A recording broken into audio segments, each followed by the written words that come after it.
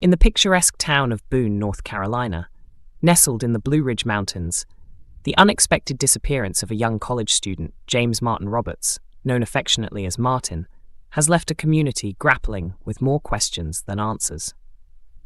This documentary seeks to unravel the threads of this baffling case, exploring who Martin was, the circumstances of his disappearance, and the tireless efforts to find him.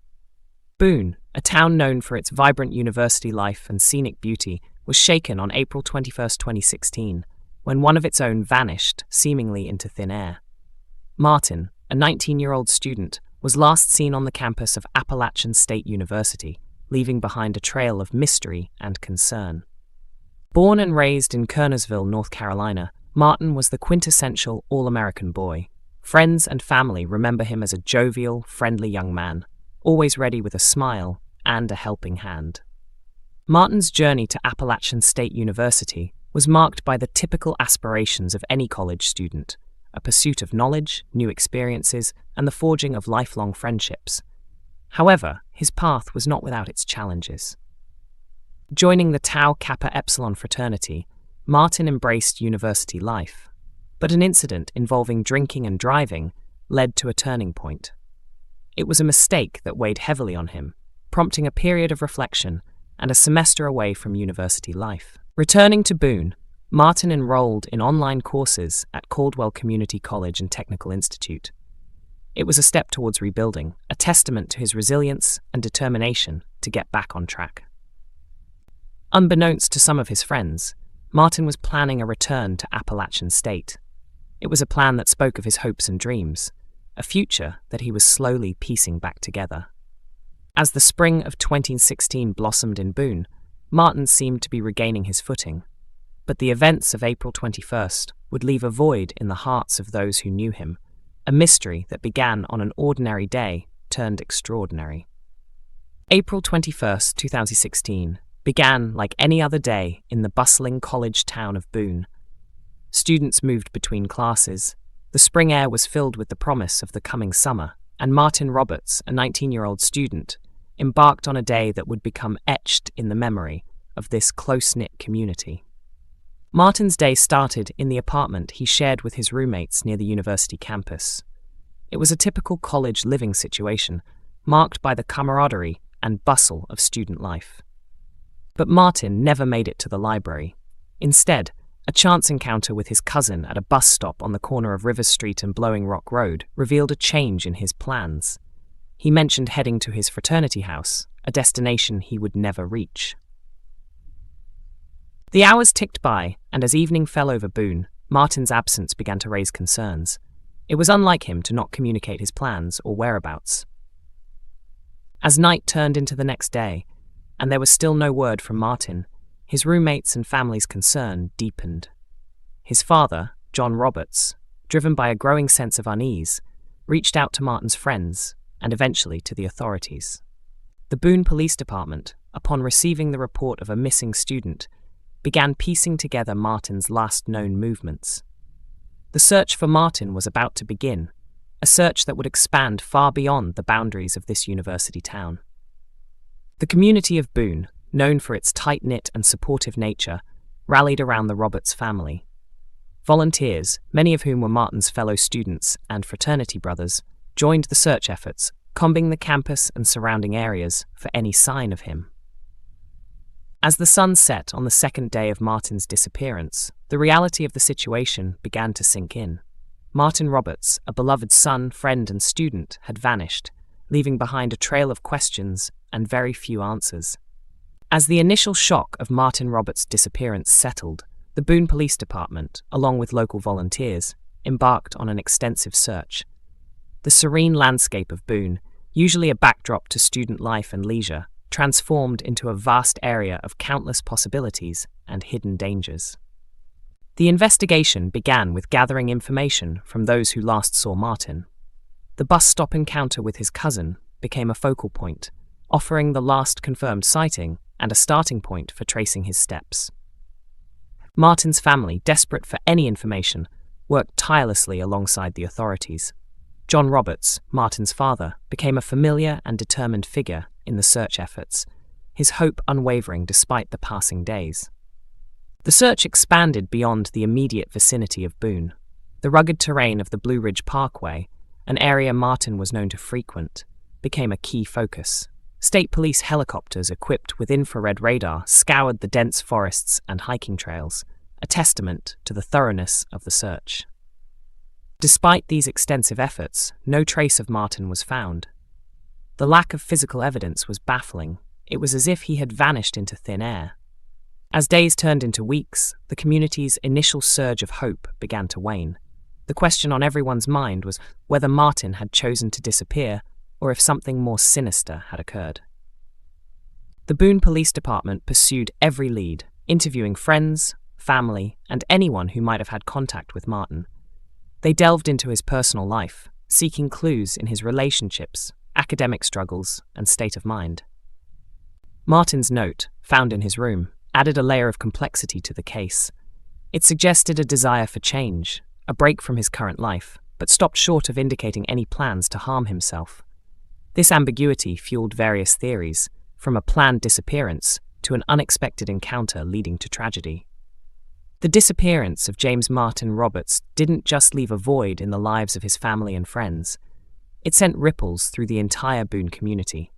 A town accustomed to the safe, close-knit environment of a university campus was now grappling with the unsettling reality of a missing student. Martin's family, at the heart of this turmoil, found themselves in an unimaginable situation. Each day brought a mix of hope and despair, the emotional toll evident in their tireless search for answers. Martin's friends, too, felt the weight of his absence. The fraternity brothers he had bonded with, the classmates he shared courses with, all struggled to make sense of his sudden disappearance.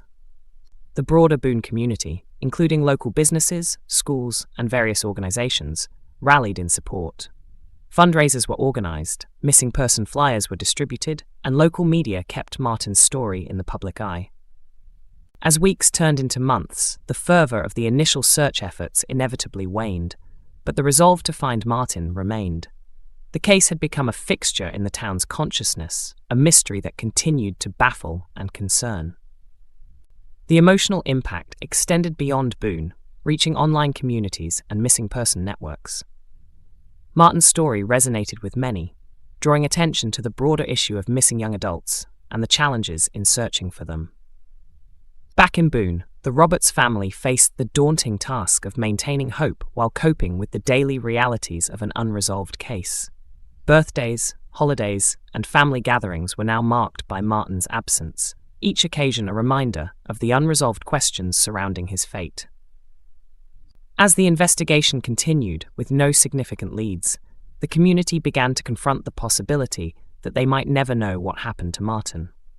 This uncertainty was perhaps the most challenging aspect to come to terms with. As the days turned into months and then years, the case of James Martin Roberts remained unsolved. The Boone Police Department, committed to finding answers, continued to follow every lead, no matter how small. Theories about what happened to Martin ranged widely. Some speculated that he had intentionally started a new life elsewhere, driven by the desire for a fresh start, as hinted in his note. The image of 19-year-old Martin Roberts is frozen in time for his parents. The East Forsyth High School soccer player turned college student, who would now be 24 years old, is still missing.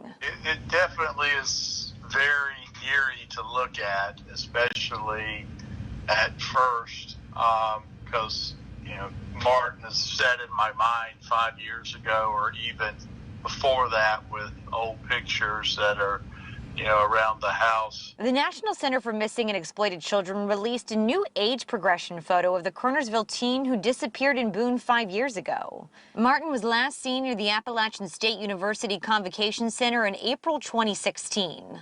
A letter was found in his room indicating he was leaving everyone behind, but made no mention of harming himself. Everyday journey. You have to live your life, but at the same time, you don't ever want to give any kind of signal for anybody to think that you don't care and you don't miss your son terribly and you don't want him back today if it was humanly possible. Extensive search efforts by the Boone Police Department and other agencies have resulted in dead ends. Martin's family hopes the new photos showing what their son might look like today will lead to answers. Because we just never know where that one clue or piece of evidence is going to come from that could really blow things open. More than anything, they just want to know their son is okay. We continue to have hope until there's a reason not to. And there's days that are good, days that are bad, and there's phone calls that you dread getting, but so far, in the end, we haven't had any phone calls that really give us a definitive answer, so we continue to have hope. Others feared a more tragic outcome, perhaps an accident or foul play. Martin's digital footprint, including his phone and online activity, was meticulously analysed. Yet it offered no clues post-disappearance. His bank accounts and social media remained untouched, adding to the mystery. The lack of activity on Martin's financial and digital accounts was particularly perplexing. It suggested a sudden and complete disconnection from his previous life, a scenario that is rare and challenging to maintain over an extended period. In today's digital age, going completely off the grid is difficult. Martin's digital silence is one of the most baffling aspects of this case. Martin's family, while holding on to hope, began to consider the possibility that he might not return. The ambiguity of his note left them in a limbo, caught between hope for his safe return and the grief of potential loss. Years after Martin's disappearance, the Boone community continued to remember him. Annual vigils were held, and his story was shared in local and national media, keeping his memory alive. Today marks 6 years since an App State student went missing. James Martin Roberts vanished from Boone back on this day in 2016. He was last seen walking away from a bus station near the App State University Convocation Center and hasn't been seen since. Last year, the National Center for Missing and Exploited Children sent out an age progression image. The image, created by forensic artists, shows what Martin might look like today. The photo on the left there shows him at 19. The photo on the right is the new age progression image. If you have any information about Roberts, call the Boone Police Department. The number 828-268-6900. The case of James Martin Roberts is a stark reminder of the fragility of life and the impact one person can have on so many. It also highlights the challenges faced in missing person cases, particularly those involving adults who may have the legal right to disappear if they choose. As the investigation into Martin's disappearance continued, the Boone Police Department remained dedicated to finding answers. They urged anyone with information, no matter how insignificant it might seem, to come forward. The mystery of what happened to James Martin Roberts continues to haunt those who knew him and those who have come to know his story. The hope for closure, for answers, remains a distant but fervent wish. The unresolved disappearance of James Martin Roberts not only left an indelible mark on his family and community, but also sparked broader conversations about missing person cases and the mechanisms in place to address them. In the wake of Martin's disappearance, there was increased scrutiny on how missing person cases, especially those involving young adults, are handled. The critical hours and days following a disappearance are often mired in confusion and jurisdictional challenges. The role of media and social networks in missing person cases has been both a boon and a challenge. While they can rapidly disseminate information, they can also spread misinformation, complicating investigations. Despite these challenges, the digital age has also brought new tools to the search for missing persons. Online databases, social media campaigns, and digital forensics have become integral parts of modern investigations. As the years passed, the mystery of Martin's whereabouts continued to loom over Boone. His family, while grappling with the unknown, remained active in raising awareness about his case and others like it. The enduring question, what happened to James Martin Roberts, remains unanswered. His case stands as a poignant reminder of the complexities and emotional toll of missing person cases. As we conclude this exploration into Martin's disappearance, we are left with a narrative that is both deeply personal and universally resonant. It's a story of loss, hope, and the unyielding quest for answers in the face of uncertainty. The search for James Martin Roberts continues, as does the hope that one day his family and community will find the closure they so desperately seek. Until then, Martin's story endures, a testament to the enduring power of hope and the unbreakable bond of community in the face of adversity. First in Hernando County, right now, deputies are trying to figure out what led up to a shooting that killed this 17-year-old girl and injured another person. It happened in Brooksville near the intersection of Hazel Avenue and Dr. Martin Luther King Boulevard. A 17-year-old girl and her mother came to their office to report that she had been sexually assaulted. The very next day, detectives say 2 men showed up on their doorstep and fired shots. The girl did not survive. You can see police still here on the corner of Hazel Avenue and Martin Luther King Jr. Boulevard as this investigation still in those early stages. What we do know is this community is mourning the loss of 17-year-old Hernando High School student Isabella Scavelli. Friends and school staff describe her as outgoing, joyous, friendly. She was an athlete. She played on the tennis team at Hernando. Just wish she was like in a better place, like before any of this happened, like mentally. Because I know she was going through stuff personally, you could tell. But I never really asked her. In a world where innocence should be protected, sometimes the very system designed to safeguard it becomes its undoing.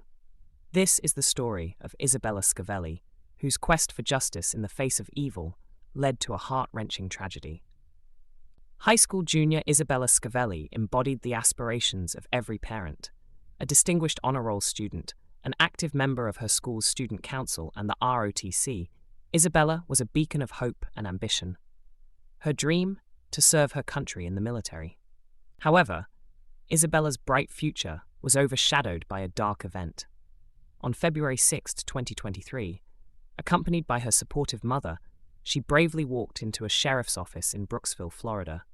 Isabella was there to report a heinous act of sexual battery allegedly committed by a man named Leonard White, known for his troublesome background. Isabella's courageous step was a testament to her unwavering sense of justice. Little did she know, this act of bravery would lead to a catastrophic turn of events. The very next night, the unspeakable happened. 2 armed assailants, strangers to the Scavelli family, unleashed a fury of violence at their doorstep. The attack left Isabella fatally wounded and her mother severely injured. First in Hernando County, right now, deputies are trying to figure out what led up to a shooting that killed this 17-year-old girl and injured another person. It happened in Brooksville near the intersection of Hazel Avenue and Dr. Martin Luther King Boulevard. Deputies tell us Isabella Scavelli was shot along with another person. Both were taken to the hospital, but Isabella died. Deputies believe it was a targeted attack. We spoke with one of her close friends just hours ago who says she was just talking to the 17-year-old before she was killed. I know she was going through stuff personally, you could tell, but I never really asked her. Because she's always like laughing and joking. Grief counselors were at Hernando High School today for teachers and classmates mourning the loss of Isabella. We asked the deputies about their leads in this case. They tell us they don't believe the person or people responsible are in the area anymore. If you have any information on this case, call the Hernando County Sheriff's Office. Amidst the chaos, law enforcement officials launched a meticulous investigation. The discovery of a discarded Nike tennis shoe near the crime scene led to a significant breakthrough. A name emerged from the DNA analysis, Keyshawn Woods. Further investigations unearthed a complex web of deceit and crime. Sheldon Robinson, an associate of Woods, was apprehended. Searches at their residences revealed cash, weapons, and drugs, linking them to the murder. New this midday, 3 men are in jail arrested in a murder-for-hire scheme that left a 17-year-old girl dead and her mother seriously injured. We're learning new details of that crime right now from the Hernando County Sheriff's Office. 10 Tampa Bay's Hannah Deneen live for us in Brooksville, joining us with the latest. And Hannah, investigators, they say that they've been working really hard on this case for months now. Yes, Courtney, the Hernando County Sheriff's Office says this stems back 9 months to February 6th. That's when the sheriff says a 17-year-old girl and her mother came to their office to report that she had been sexually assaulted. The very next day, detectives say 2 men showed up on their doorstep and fired shots. The girl did not survive. Now, according to the Hernando County Sheriff's Office, the investigation that followed led law enforcement to 36-year-old Leonard White, the man accused of sexually assaulting the girl, as well as 21-year-old Sheldon Robinson and 22-year-old Keyshawn Woods. Detectives believe after the assault was reported, White contacted Robinson and Woods, offering $10,000 and cocaine in exchange for them to kill the girl in order to prevent her from pursuing charges against him. A young lady who had, by all accounts, a very bright future, was doing things to set herself up for a bright future, doing the right things, making the right decisions. It does add a little bit more, maybe a tiny bit more passion to it when it is a true victim. And that's, as far as we know, everything we've seen, every rock we uncovered, this was a true victim of sexual battery and murder. Now, the sheriff says that White and the victim knew each other prior to that sexual assault allegation, but did not say what their relationship was. In addition to this murder for hire, these men also face charges with witness tampering and disposing of evidence and more. In Hernando County, Hannah Deneen, 10 Tampa Bay. Thank you. In a shocking revelation, detectives deduced that Isabella's assailants were hired guns. The mastermind, none other than Leonard White, the same man Isabella had accused of sexual assault. The ensuing legal battles were fraught with tension and disbelief. Charges of sexual battery, conspiracy to commit murder, and other serious offences were levied against White and his accomplices. The case drew national attention, raising questions about justice and retribution. Isabella Scavelli's story is a harrowing reminder of the fragility of justice. A young woman with a promising future, her life was cut short by the very evil she stood against. Her story raises poignant questions about the price of seeking justice in a world riddled with darkness and greed. Isabella's legacy is a testament to bravery in the face of adversity. Her story is not just a tale of tragedy, but a call to action for a society striving for justice and safety for all its members. Last week, a federal grand jury sitting in Tampa, Florida, indicted Leonard White, Sheldon Robinson, Keyshawn Woods, and Robinson's mother, Janet Williams. The indictment contains 13 counts. White, Robinson, and Woods are each charged with 1 count of conspiracy to commit murder for hire. White and Robinson also are charged with conspiring to possess with intent to distribute controlled substances, tampering with a witness, and obstruction of justice. Robinson also is charged with being a felon in possession of a firearm. This case is pending in federal court in Tampa. Woods and Williams had their initial appearances in federal court last Friday, and White and Robinson will have their initial appearances on November 9th. Woods has been ordered to be held in custody pending trial, and we will be seeking to have White and Robinson also held in pretrial detention. Within the tapestry of human experience, where joy and sorrow intermingle, lies a story that echoes the complexities of love, loss, and the quest for justice. In Orlando, Florida, a tale unfolded that captivated a nation, weaving a narrative that transcends the personal and touches upon universal themes of human relationships. This is the story of Michelle Parker, a mother, daughter, and entrepreneur whose life took an unforeseen detour into mystery and heartbreak. Her disappearance, fraught with emotional upheaval and legal intrigue, presents a poignant exploration of the human condition, the resilience of a family in search of answers, and the relentless pursuit of truth in the face of uncertainty. Michelle Parker, known for her vibrant personality and entrepreneurial spirit, was more than just a headline or a case file. As a single mother juggling the demands of her mobile spray tan business and the joys and challenges of raising 3 children, she embodied the essence of determination and hope. Her life, marked by its ups and downs, was a testament to her resilience and her unwavering commitment to her family. In the backdrop of her bustling life, Michelle navigated the complexities of a failed engagement with Dale Smith, her former partner and the father of her twins. This relationship, once filled with promises of a shared future, devolved into a nexus of emotional and financial disputes that would later become crucial pieces in the puzzle of her disappearance. Dale Smith, a man whose life was a tapestry of his own, presented a contrasting image. With a history marked by legal entanglements, personal losses, and a series of turbulent relationships, Dale's past was shadowed by questions and uncertainties. His encounters with the law, ranging from minor infractions to more serious allegations, painted a complex picture of a man grappling with his own set of challenges. Their relationship, ignited in 2006, was a fusion of hope and eventual turmoil. The initial spark, which seemed to hold the promise of love and companionship, gradually gave way to a relationship marred by conflicts and misunderstandings. As Dale and Michelle's paths diverged, the remnants of their union became entangled in the legal system and public opinion. The dissolution of their engagement set the stage for a series of events that would escalate beyond the confines of a private dispute. At the heart of their conflict lay an engagement ring, a symbol of a commitment that never came to fruition, and a point of contention that would ignite further discord.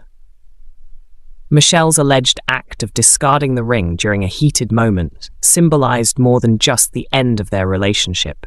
It became a catalyst for the ensuing legal and emotional battles that followed. Their story, however, was far from over. What began as a private struggle soon spilled into the public domain, setting the stage for a series of events that would captivate and perplex a nation. The dynamics of Michelle and Dale's post-breakup relationship took a dramatic turn when Dale decided to bring their dispute over the engagement ring to a national audience. We were dating about 4 years. A roller coaster romance. He said that he wanted his ring. I threw it up.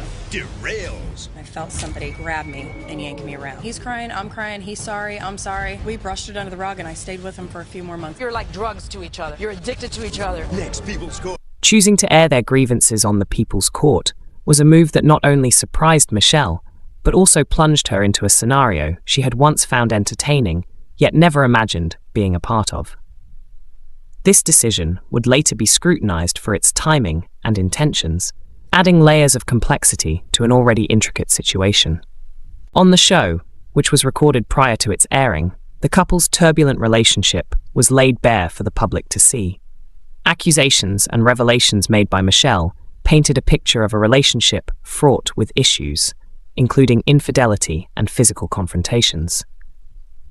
The judge's decision to have the cost of the ring split represented a legal resolution to one aspect of their conflict, but emotionally, the wounds were far from healed. For Michelle, the experience was a humiliating ordeal, an exposure of her personal life that she had neither sought nor desired.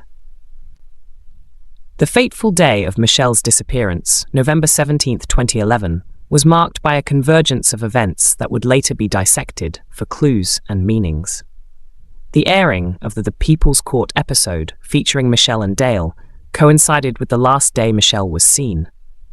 The timeline of her day, including her final text messages and the routine act of dropping off her twins at Dale's residence, became critical elements in the investigation that followed. Michelle's sudden disappearance sent shockwaves through her family and community.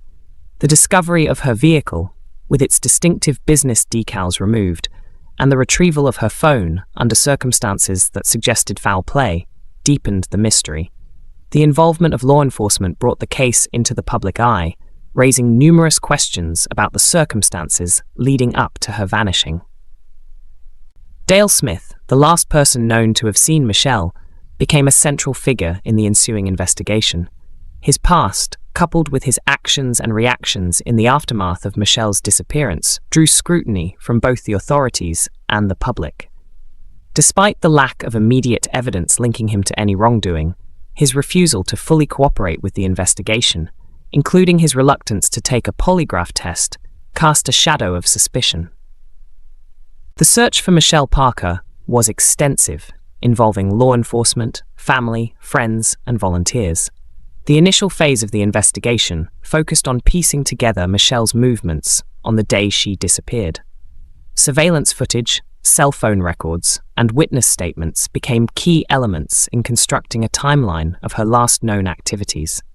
The discovery of her abandoned vehicle, and later her mobile phone, added to the growing concern that Michelle had met with foul play. Despite these efforts, the investigation encountered significant challenges. The lack of direct evidence, such as surveillance footage capturing Michelle's actual disappearance, and the absence of a crime scene hindered the ability to draw concrete conclusions. As days turned into weeks and then months, the hope of finding Michelle alive began to wane, but the determination to uncover the truth only intensified. Dale Smith's designation as the prime suspect in the case by the Orlando Police Department brought a new level of intensity to the investigation.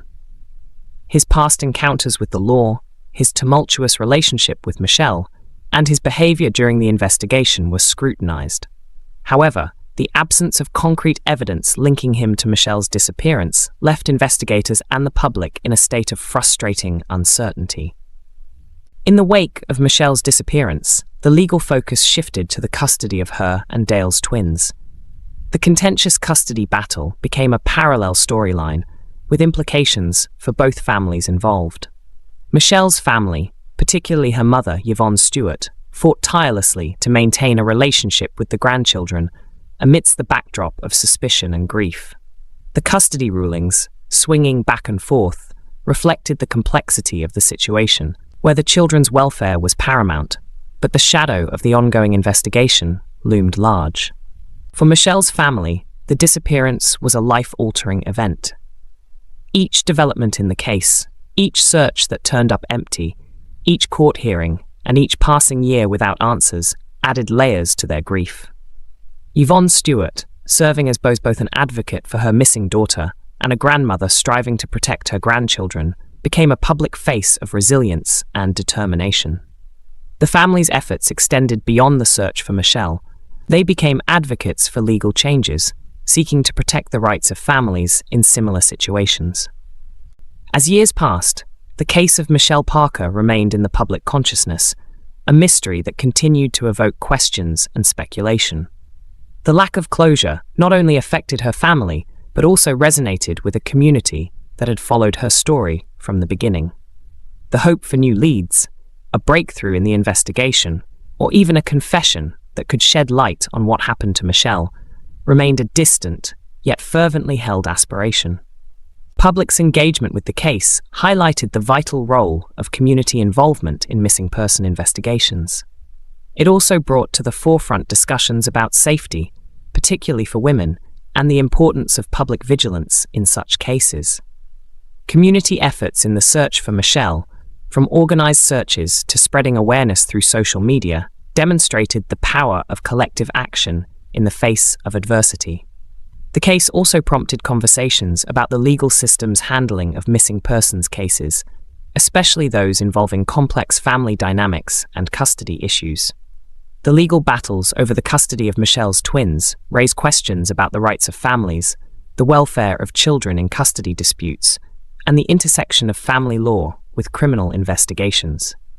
Moreover, the challenges faced by law enforcement in gathering evidence and pursuing leads in Michelle's case underscored the need for advancements in investigative techniques and resources in missing person cases. Despite the passage of time, the case of Michelle Parker remains shrouded in mystery, with more questions than answers. The enduring questions about what happened to Michelle after she dropped her children at Dale Smith's residence, the motives behind her disappearance, and the location of her remains continue to haunt all those involved. The absence of definitive evidence and the lack of closure serve as a stark reminder of the complexities and limitations of criminal investigations in missing person cases. Michelle's family, while grappling with the pain of not knowing, continues their pursuit of justice and closure. Their journey is a testament to the strength of familial bonds and the human spirit's resilience in the face of unimaginable loss. The case remains a poignant narrative about hope, the relentless quest for answers, and the enduring impact of a single life on a community and beyond. The story of Michelle Parker transcends the specifics of her disappearance, resonating with universal themes of love, loss, and the search for truth. It is a narrative that reflects the complexities of human relationships, the challenges of the legal system, and the enduring quest for justice. As this story continues to unfold, it remains a poignant reminder of the fragility of life and the unyielding strength of those left behind, still searching for answers.